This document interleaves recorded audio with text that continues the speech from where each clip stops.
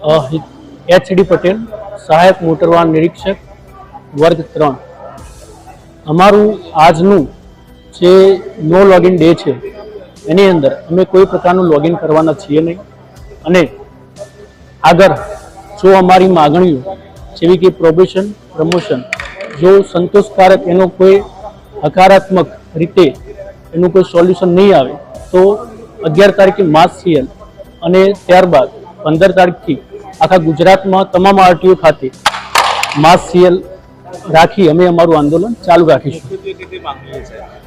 મુખ્યત્વે અમારી જે માગણીઓ છે એમાં પ્રોબેશન, પ્રમોશન અને જે નાની નાની વાતોમાં જે નોટિસો આપીને જે લોકોના પ્રોબેશન, પ્રમોશન અટકાવી રાખેલા છે એનું હકારાત્મક ડિસિઝન લઈને એનું સોલ્યુશન લાવવામાં આવે, એ અમારી મુખ્ય માગણી છે.